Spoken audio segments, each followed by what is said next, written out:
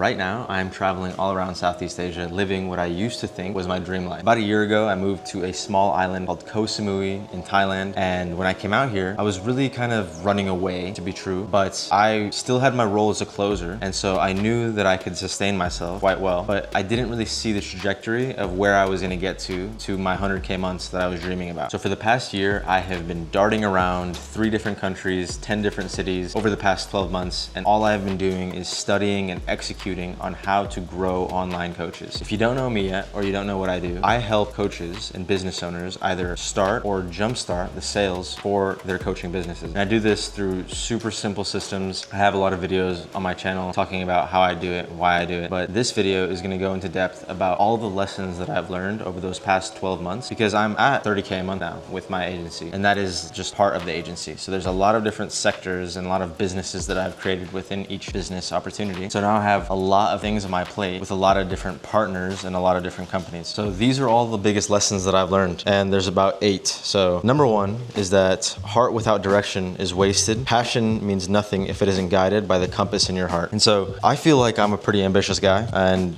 you are probably also fairly ambitious. So this point is so important to realize that without an actual compass in your heart, that you know what you're getting after, why, then all of your work will be not nearly as completed as you think it will be, and it just won't mean as much. For example, I had forgotten what I came out here to do, because that reason was to provide for my family. It wasn't to run up a business, or it wasn't to live my dream life yet. I got really comfortable. Now I'm staying in these dope ass villas and I'm making all this money, and I've been sending money home for this entire time, even when I was losing money. But my main goal is to support my family, and I had forgotten that actually. And so that is the number 1 lesson that you need to do in your business, is really remember who are you doing this for and why, and remember to create a manifesto that you read every single day, reminding you why you are attacking so hard today. Number 2 is referrals are a silent gold mine. Happy clients are the best sales team you're ever gonna have. And it's pretty unconventional, I feel like, for most people. And this is, I never even thought this was possible, but all of my business, I've worked with over 50 fitness coaches now, and I used to work with a lot of different other coaches in different industries. My main business has always come from referrals. I've never been good at posting content. I've never been put the effort into it. I've just been so dialed in, focused on providing a good service and making friends within the industry, that I've always been able to have business referred to me. And it was unreal. Like for the past 8 months, that is how I've gotten 40 out of 50 of the guys that I've worked with, is through referrals. So if you don't have a lot of motion right now, do such a good job with your clients, become such good friends with them, that you are 100% going to have further customers from them, just talking about you to their friends, you know? So 3rd point is systems outlast hustle. If it can scale once, a system can scale forever, but hustling can't. If you've done something once, for example, hire someone in your business, you need to create already the SOP of what needs to happen next time that thing is going to happen eventually, or how you communicate with your editors, how you hire setters and how you manage them. All these little intricate systems and staff placements and motions in business, they all need their own set of trainings, operations, procedures, everything, so that when you get down to it again and it comes around, you're able to actually execute like no one else does, you know? This is what actually is like one of the most valuable parts of my business, is that whenever I onboard somebody and work with them, they get access to so many of the internal systems that I have for my business, and I give them to my clients because I want them to succeed. Just because I'm responsible for one aspect of it, let's say booking in calls and helping them close deals, is that there's so many things around their day that get in the way of them actually being able to do their high leverage tasks, that I'm able to give them the systems that outlast the hustle, because you can work yourself into the ground, and you really need to work smarter rather than harder. Number 4 is roles create results. Clear responsibilities with non-negotiable deliverables stop chaos and build momentum. And this is for 2 reasons why I have this as a lesson, is that recently I've delegated a lot with my business partner on what we are working on. So much of our business that we've created, that we've been able to get to 30K months, that me and him are splitting that profit. We didn't have delegated roles in our business. We were both good at sales, we were both pretty creative with marketing, and we were both in charge of the fulfillment. So you can imagine that there was a lot of things that weren't optimized or efficient, because both of us were just like the top of the company. There's nothing really like outlined. And so we've actually delegated now, and I have my role, list of responsibilities, and Zidane has his. And this way, we're able to actually scale how we wanted to, because we were scaling really fast vertically, but now we're scaling horizontally, and I'm partnering with a lot of different businesses, with Zidane handling a lot of other things. It's freed up our time exactly how it needs to be. And the second part is obviously just hiring people. Like, you need to get good at not hiring too quickly, but hiring in the right moments, so that when you actually want to make more money, you need to make more content, you need to do more sales, you're able to do that because your time is freed up and your business is running without you needing to actually be there managing it super hard. The fifth is this basic fact, is that any business is made up of three things, and that is sales, marketing, and fulfillment. And I realized this about 2 months ago. This is when so many things changed. My business started to kind of skyrocket. But every business rises or falls eventually, and nothing else matters as much as these three things. And so momentum is the currency of growth. When you've got it, don't just protect it, multiply it. When you have momentum, you really need to capitalize on it, because there's nothing that comes good from like pushing a rock that's like a square, you know? Imagine every single task in your business is so hard to do to make any type of progress that you need to roll this giant boulder that's got all flat sides. But as soon as you start to roll a little bit, the momentum that you create, you can really start to push all of these motions through your business. And if you do it right with the systems, with the hiring, and you actually just remember why you're doing this all, then your momentum will start to kick in, and you will actually be able to not only repeat your best months before, but exceed them. Number 6 is you can transfer skills, not success. You can give the tools, but the work ethic has to come from them. So this is to anybody who actually offers a service where there isn't just a strict product, or you're not doing like landscaping or something. If you're doing a trade-based job or a service, then it's face value. It's either done or it's not. With my experience with having clients where I'm mentoring them or providing them a done-for-you service, agency style, helping them grow their business, there's so much you can pass on. You can pass on SOPs. Skills is one thing that you can try to pass on, and you can pass on actual placed staff members or people who have a role in the business, but you cannot get work ethic anywhere else other than them. And so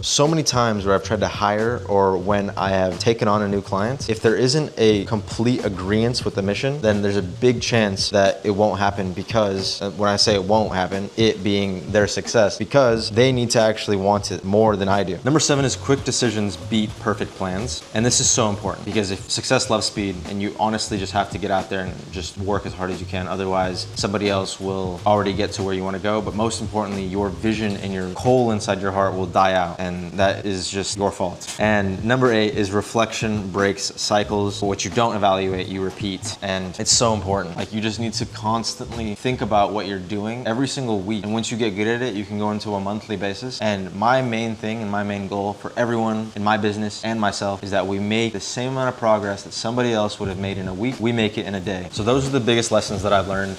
Go check out all my other videos. I hope you like this one, and I will see you in the next one.